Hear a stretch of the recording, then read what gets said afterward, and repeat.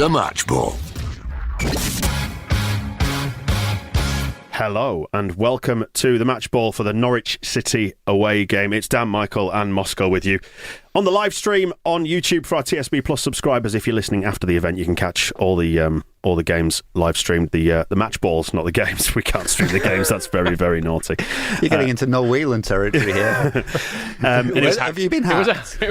His brain was just hacked. It was, yeah. Just a quick heads up. Levi Solicitors bring you the podcast at 10% off your legal fees. levisolicitors.co.uk/the square ball. Right, where do we start with that? It's 3 points in the bank, but I didn't enjoy that particularly. It was awful, wasn't it? Yeah, but it's going to be like that until we get out of this bloody mess, isn't it? It felt like it needn't have been, because they were awful, weren't they? I mean, we were not much better than, but Christ, they're bad. Yeah, I mean, really terrible. There will be people who say that a better side would punish us under those circumstances on another day, but it wasn't another side. You can only play what's in front of you, and they were shite, really, weren't they?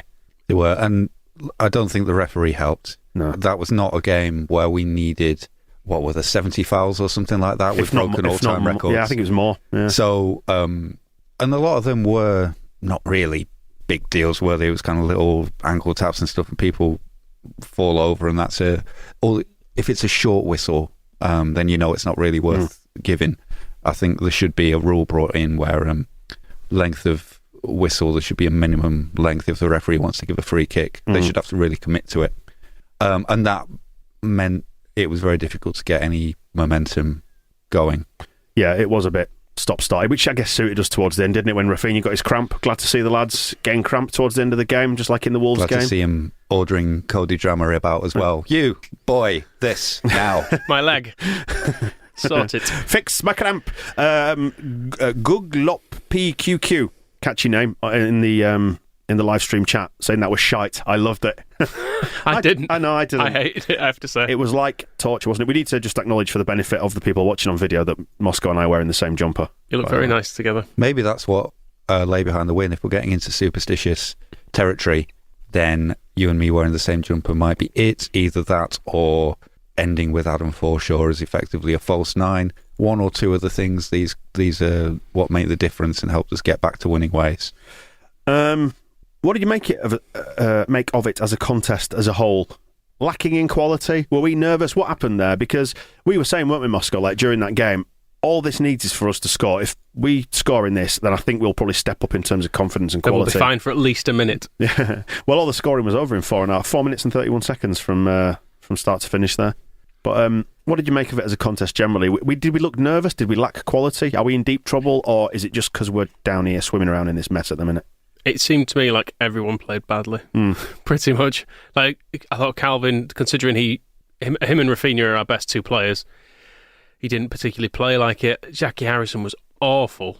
He's not Jackie anymore, is he? He's got to hand that one back, surely. Mind you, he's dealt with a man bun, and that's now gone back to the original OG Jack hair that we had when he arrived. I've been longing for the short back and quiff to come back, so I was pleased to see it, but it's hard to know what's happening up front at the moment, because I think it's hard to work out who is exactly playing where. He started as the striker in Bamford's absence, and then suddenly he seems to be playing defensive midfield for a while, and I think Daniel James went back to centre forward, which we knew from the Wolves game didn't really work, and then it was Harrison's back there a bit, and then Rodrigo seems to be playing there. And on the one hand, it's good that you've got this fluidity and players who can swap from position to position.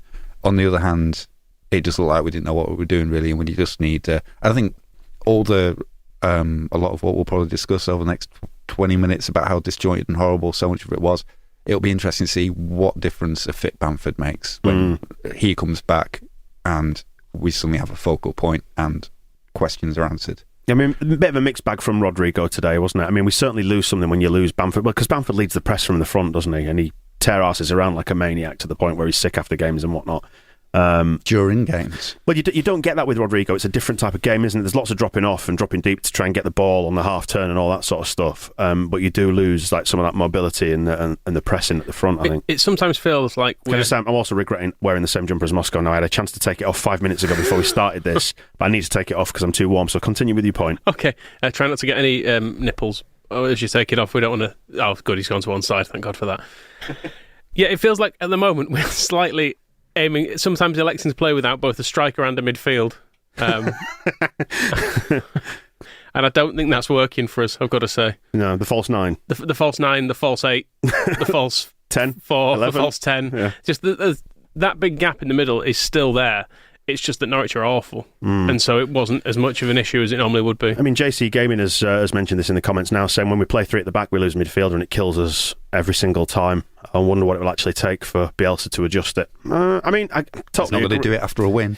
Well, no, I totally agree that we do look far weaker. We've said it a lot in recent weeks when we come up against 2 up front, but it's a problem we've got to solve. But then again, you can't excuse like Calvin getting caught in possession or being slack with his distribution, because he wasn't really on it today, was he? I think that's it. If the defender playing there is having a great game, it's not a problem. And you'd expect Calvin Phillips to be having a great game, especially after he's replaced Click, who did not have a great game last time. So a lot of it you can get tempted into, and this will be Bielsa's kind of answer to it all, is you can get tempted into changing the systems and saying the tactics are all wrong and all this kind of stuff. But a lot of it just is going to just play better. Yeah. Like Calvin on his own in midfield works if he's not passing the ball out for a throw-in or like going down easy under tackles and giving the ball away. Then it's not a problem. You don't worry about how many people are playing in midfield. It's when he's not on it and other players are not on it around him. We have problems. But before you started taking your clothes off and I poured Fanta in my eye,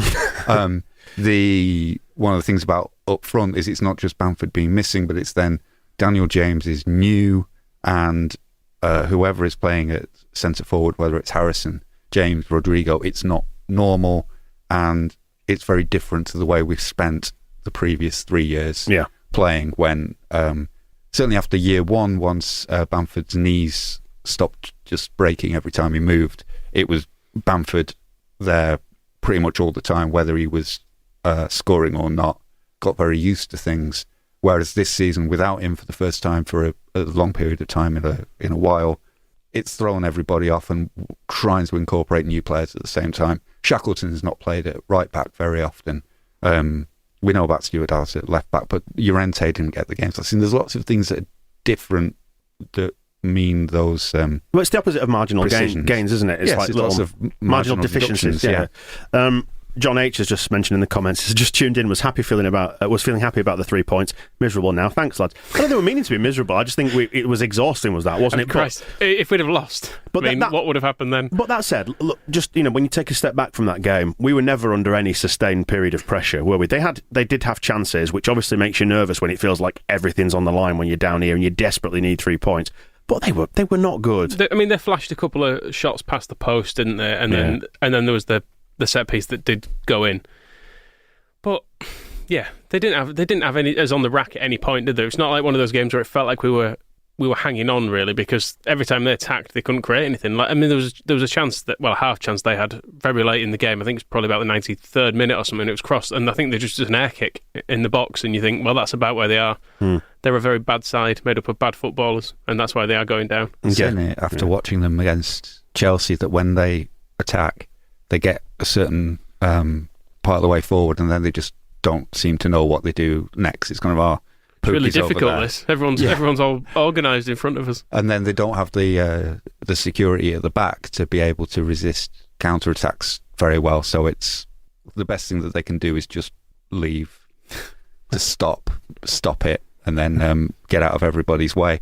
If we'd scored in the first half, I think everybody's happy and it becomes 2 or 3-0 that game. We calm everything down. It was the longer it went without us scoring, and I know it feels like I'm using the referee as an excuse, but the more that the game went into that pattern of miss a pass, tackle, free kick, try to attack, miss a pass, tackle, free kick, you just got that feeling that it was more on edge than it should have been. And just confidence, form, the way things have been, the way everybody has been feeling, just needed that goal at the start, and we didn't get it. And I think until we got it. Yeah, and when you're down and when you're in 17th and you start the day in 18th, nerves are going to be natural in that position, aren't they? And I think only by gradually dragging yourself out of the mud does confidence start to build when you get the points on the board and you can just breathe a little easier as you get towards mid-table. But I mean, look at that table. Like, if Villa lose today to West Ham when we're recording just before they kick off, we're within, 2 points with them, or we're level with them or something on points, and Brentford are only a couple in front of us, and they've been... No, Brentford are going to win the league. Well, they've been told that they're adjusting to life in the Premier League and will stay up no trouble, and they've been singing Hey Jude every game, just a bus stop in Hounslow, but plucky little Brentford. But you know what I mean? We don't need to panic or anything just yet. I think the worry is today that you wanted to see us win, obviously, first and foremost, but you also did want something better than that, because it doesn't feel like we've quite got out of that mindset. Yeah. I don't know. It feels like we're playing percentages a bit more now. Like there seems to be lots more lazy balls. Just like we'll just get it and knock it down the line. Whereas it feels like a year ago it was done with a lot more precision, and it was done because we know we knock it down the line, but then someone underlaps or overlaps, or there's people coming in from midfield, and it just feels all a little bit like we're going through the motions sometimes. And like Moscow said, maybe it's because we've got quite a different cast at the moment, trying to do the same stuff. And the bad form, I guess, lends itself towards people maybe playing it a bit safer because people don't want to try and thread the needle in quite the same way and lose the ball. But it's just none of it is quite working. But maybe you do need to play your way back into form. A year ago, we were acceptably. A year ago, we were losing 4-1 to Leicester City and Crystal Palace in back-to-back games. How many points do we have a year ago? I don't know. I can't produce that quickly. I can get the Wikipedia. We had, admittedly, and this is. I don't know what point this comes into, but so this time last year, end of October, drew 1-1 with Manchester City, lost 1-0 to Wolverhampton Wanderers, brilliant Bamford 3, Aston Villa 0, then those two 4-1. So weird a year ago. It just sometimes you got to cast your mind back and say, well, we've never been any good. Going back to the start. It's not where I thought you'd end that, but no. But thanks for your input there. Going back to the start, that James handball early doors. Did you think for a second, oh well, this is it. This is where VAR checks it, and it's a definite handball, and we go one down, and we never claw our way back, and panic. I think last year they'd probably looked at it and given that. Well, they would, wouldn't they? Yeah, they would have given it. I mean, there's not a chance he meant to do it. Well, the first point to say is that he kicked it with his foot, and it went from his foot to his hand, which was therefore in a natural position. Don't kick it into your own hands, though. Play. Is that what you reckon? I mean, that's one of the first things you should be trying not to do, is kick it into your own hands. The other point is, as TT1362 points out in the comments, Kelvin, whoever he is, Calvin, let's get it right, wasn't his normal self today. Poor passes and not his energetic self. We're only 3 points off 11, though, so we can move up if we get some points in the bag. I'm just counting up the games. Oh, it was all different this time last year because the season started so late, so it's irrelevant. And I just tried to do the maths, and now it wasn't worthwhile. And then there was also, when going back to the start of the game, I think it's 12 minutes in. Mind you, Daniel James, I started making notes in the first half, and then I just gave up after about 15 minutes because I didn't enjoy it and I found it stressful. But James went round the keeper after 8 minutes. So at that point, I thought, okay, actually, maybe this is going to be our day. Went round, created a chance, should have scored, maybe could have scored. It was cleared off the line by, of all people, Grant Hanley managed to sprint back and get it, but that came from a Norwich mistake, didn't it? They just gave us the ball and we had a go, and there was quite a few like that, and if one of those had gone for us in the first half, it would have been very pleasant, but we needed to just, I suppose, while I was listening to what you were saying about digging out from form while I was trying to do irrelevant maths about things that happened 12 months ago, but it's also been a week since the Wolves game of people just saying the Norwich game is a must-win and there is absolutely no margin for error, during which we went to Arsenal and lost 2-0. So I don't think any Leeds United player is going to have taken the pitch at Carrow Road today feeling happy and relaxed and looking forward to a joyful afternoon of free-flowing football. The pressure was on and they played like a team under pressure. So it's kind of fair enough. I almost have been more concerned if they had just come out looking bright and breezy and bushy-tailed, like, well, what are you so happy about being in the bottom three, you idiots? Show some stress. So maybe the best thing about it is that they do look all completely stressed out and can't pass to each other, because that's exactly how they should be feeling. It's just not what we want. Yeah, my third and final note of this game was 12 minutes in, Llorente, what's that word I've written there? Madness. Yeah, it is. Well, madness is the final word. Utter madness. Inexplicable having a madness, I've put. Yeah, Llorente having a madness. He had a couple of moments in that first early spell, didn't he, in the first 20 minutes where you thought... Just kept trying to dribble around people. What are you doing, Diego? Yeah, I think if Liam Cooper does those things, he's probably getting absolutely torn apart this evening. People are saying, what is he doing? He's obviously not good enough. Because it's Llorente, people are a bit more forgiving, but he was terrifying in the first 15 minutes. But it's also part of what we needed to do when we don't have a an extra player in midfield, or 2 players in midfield at least, you need to take one of their players out by beating them at the back to generate more numbers in midfield. And Llorente versus Pukki, you'd think that's fine because Llorente thinks he's Johan Cruyff and Pukki is a very old man. So it's there for him to be done. But the problem was, I think he maybe just got into the mindset that he wanted to beat Pukki again and ended up fouling him too many times. So that's why it was going wrong. But it's part of the plan of try and get beyond their striker, and then we start to have a numerical advantage in attack. So a necessary evil. There's some sense in his weirdness.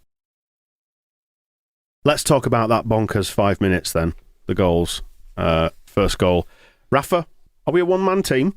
He was the only one doing anything today, and I didn't actually think he was always that good today in a lot of ways. He was sometimes... His pass completion rate in the first half was about 43%, I think. It was sometimes fairly wasteful, but then equally he was the only person who making stuff happen, really made it look like who looked like he would make anything happen. So I suppose you can't criticise him too much. And he took his goal pretty well. Cut inside, he kind of beat one man, then got his body across in front of someone else, so they'd have to foul him to stop him. So we both said, didn't we, in the run-up to that, this is it, go on, like that. So I think we sensed, didn't we? Yeah, and then I made the mistake of picking up my phone, and by the time I did that, I got a notification to say Norwich had scored. I was like, oh, brilliant. I'm just going to watch this corner, and it's in. I know deleting is cheating, as the phrase goes, but I did tweet from the Square Ball account. Thank Flip for that I've censored that for sensitive ears, because I know we don't want to swear and fall foul of the algorithm. But by the time it had published, it was 1-1, which was unfortunate, and I did delete it like a coward, a big scaredy cat. Still a complete screamer to get us back in front. Well, they all count, don't they? They all count. Well done, Tim Krul. But yeah, it was that was quite emotionally draining, that 5 minutes. The high, and then the disappointment, but then the high again. It'd have been interesting to see how that game panned out had Tim Krul not had a Rahubka moment with it, to see how much pressure we would have been able to apply, or whether or not they would have had more confidence. And because when they equalised so quickly, you kind of expect them to be the team in the ascendancy, don't you? Whereas as it was just so end to end at that stage that they never got a chance to enjoy any of that good feeling of equalising. So I don't know if we'd have been able to break them down again if it had not been for that. I don't think Norwich and the ascendancy, you're talking about somebody kind of kneeling.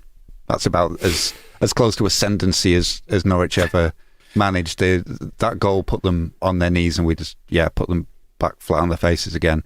It was upsetting, annoying. It's hard to know who to shout at the most. Shackleton for that pass to Meslier, or Meslier for his attempted pass back to him. I mean, I know he can only... Well, I've seen him use his right foot, but I know he prefers his left. But you can use your left foot to pass it to the left anyway.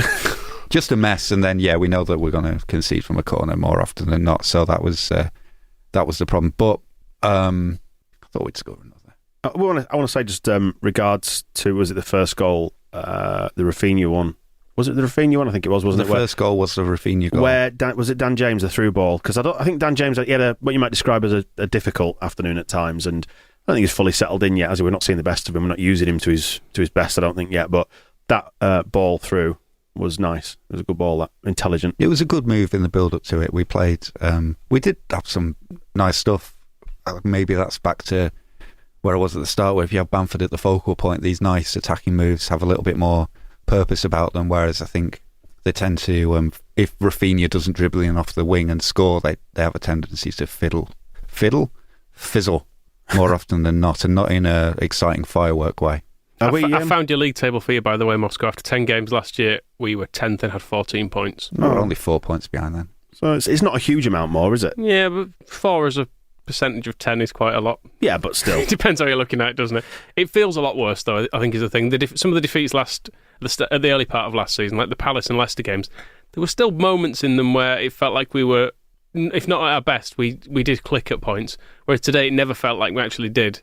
But we've got Leicester, we were a goal down after about 2 minutes. Yeah, but we were also back in that game, and we were Pablo came on and hit the bar, did he, or something? No, hit the post with it, and it felt like it could have gone the other way in that one. Whereas it feels like generally this season we've never quite had any. It's not been as fun, has it?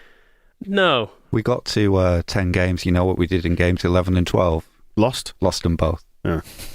fair enough. So, well, if we can claw something back, then we'll be all right, won't we? We'll win them next year. We're playing Leicester again, and we've proven we can beat them now. Great. And didn't they lose to some absolute no marks yesterday? Yes. I can't remember who though. Arsenal, who beat Arsenal, us. of course. So, yeah. Well, so that's don't probably a talk score about draw. Have we heard from Daniel Farker in the post-match? Just wondering. We've heard from Rodrigo from the official account. They are saying that we needed this victory. So He's not wrong. He's correct in that regard. How do you think Farker's feeling right now? Is he sad? Oh no, it's not a problem. I don't mind if the defeated, the better team won, and that's in some ways that's the most important thing. I mean, Daniel, what do you think of the error that Tim Krul made? That's could be very costly for you. Could even cost you your job. Well, if it does, I won't hold it against him, because regrets they will only ever weigh you down in time, and it's better that we all move on. And Tim and I will go for a massage and make friends and have some tapas. Yeah. Yeah, tapas for sure. Yeah. The albondigas. That's my favourite. Very good. And I will pay. What do you think Bielsa's going to make of that, Moscow? Because we haven't heard from him yet. Will he be happy? I think he's going to say something like, "We went quickly from joy to sadness."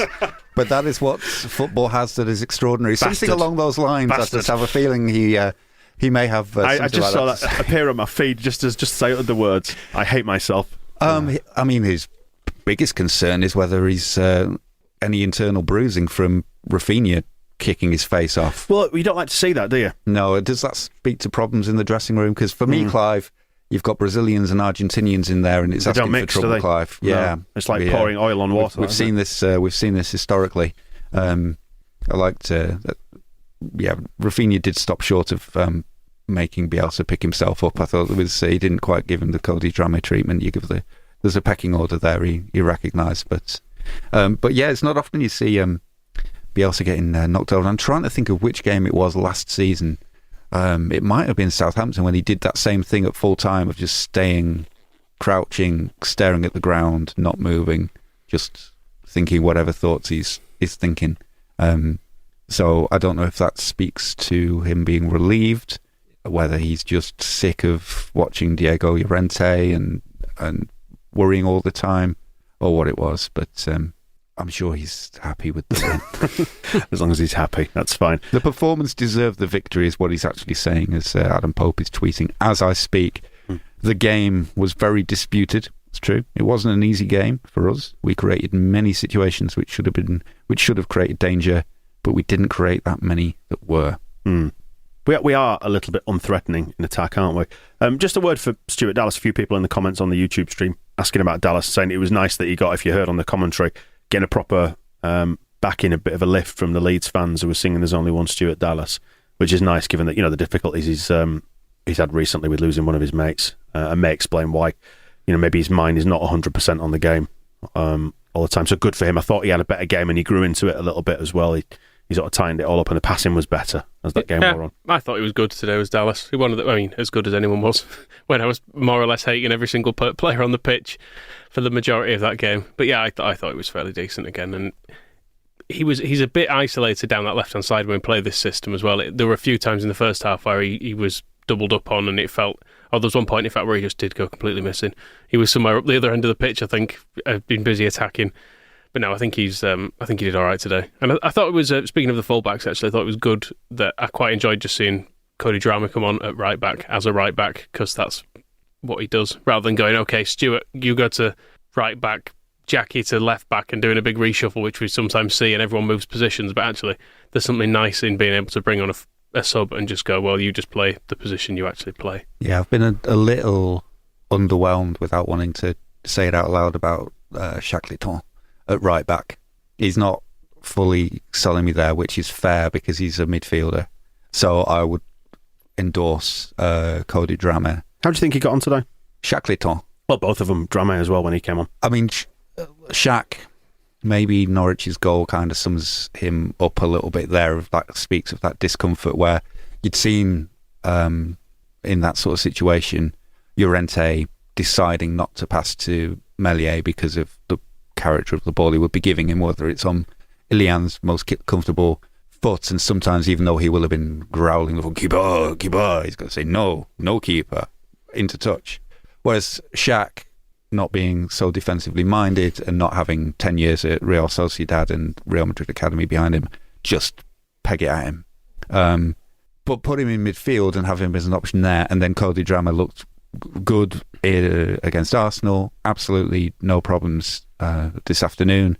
So if he can just be a right back at right back, and then we need some midfielders. Well, everybody's maybe instead of Adam Forshaw, Radrizzani should have said Jamie Shackleton, but he would give us an extra body midfield, and his Forshaw, ability to run back and forward.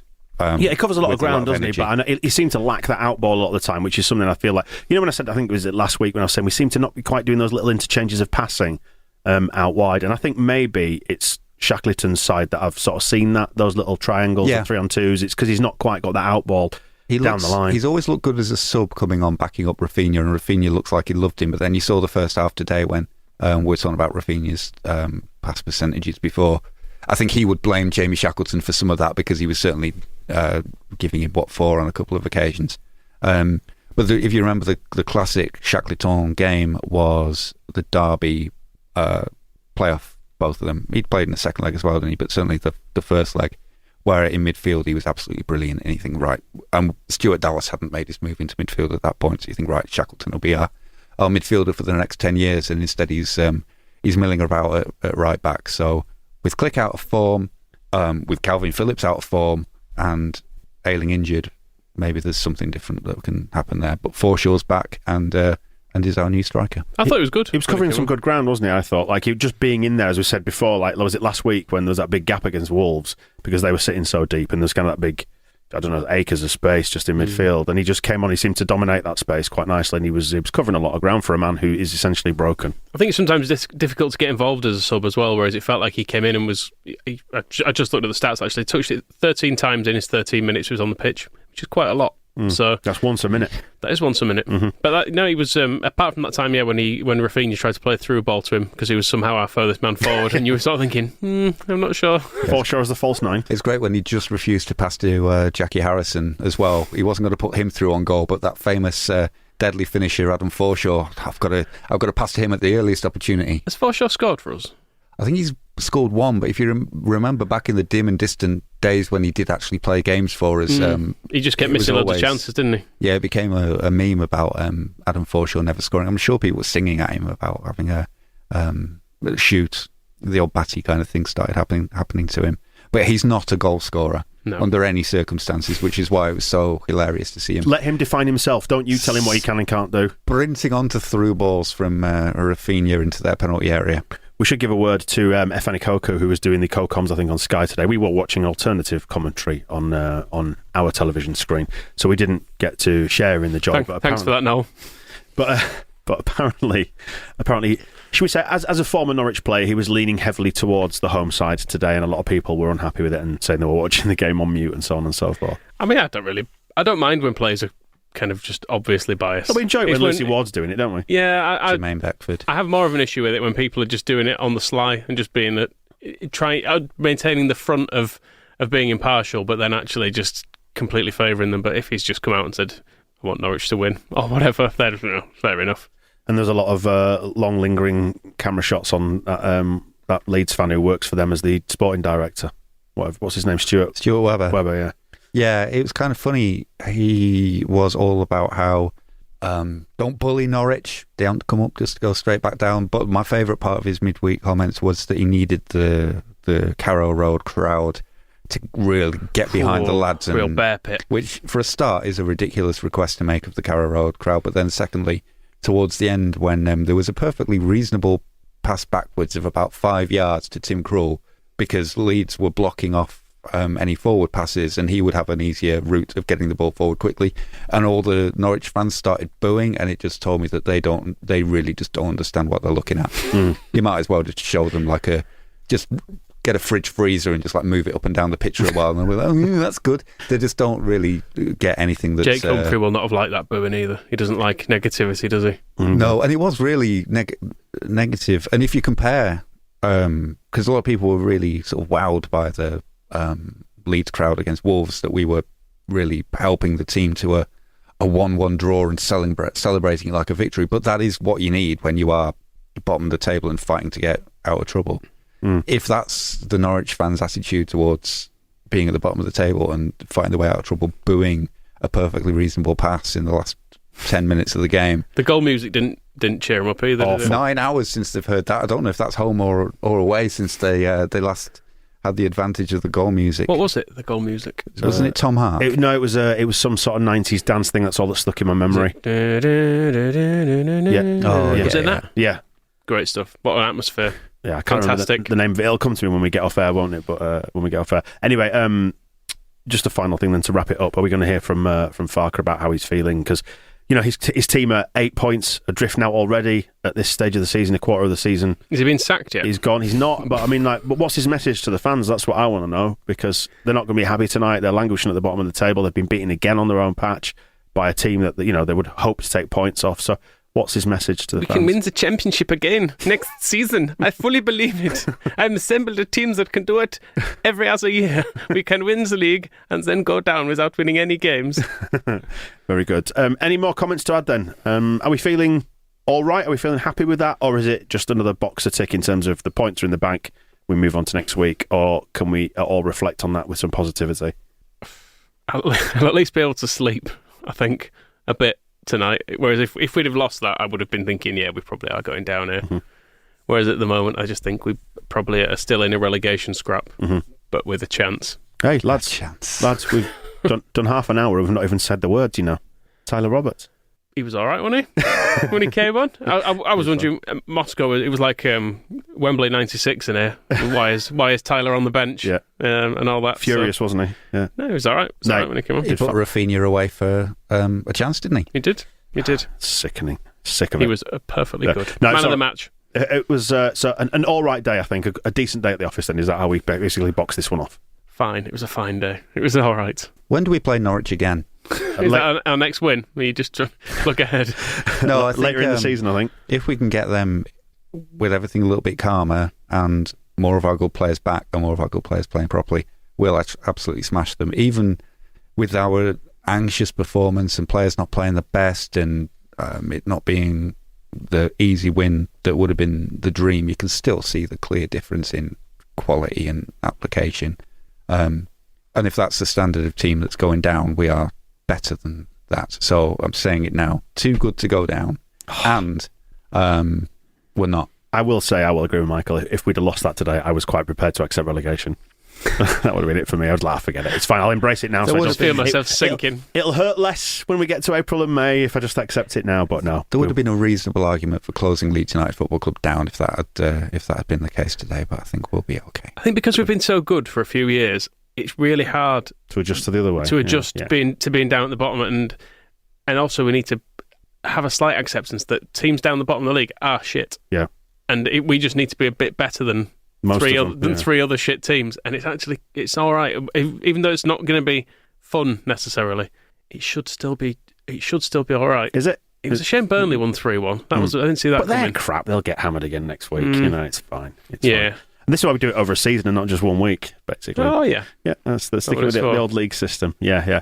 Well, if you are a TSB Plus subscriber, by the way, check out the feedback form as well. Let us know what we got right, wrong, anything we missed on this on the match ball, and we will address all that on Propaganda. We'll also hear from Norwich fans. Do we know of any hard-hitting, furious Norwich podcasts or fan channels that will really dig into their team, or are they broken, do you think, already? I don't really know. I can't remember ever hearing from any Norwich fans. Delia. Yeah. Never off the television. Ed Balls. Drunk and screaming, won't she? Her and Jake Humphrey. What a waste of time. Don't bother Norwich. All right. Well, Propaganda will definitely be worth listening to. Yes. Michael will find something to make it worth a great show from our point of view. It won't be a waste of time. No, correct. And we look forward to that 10-minute show on Tuesday. Thanks for listening and watching this one. We will see you in a bit. The Match Ball.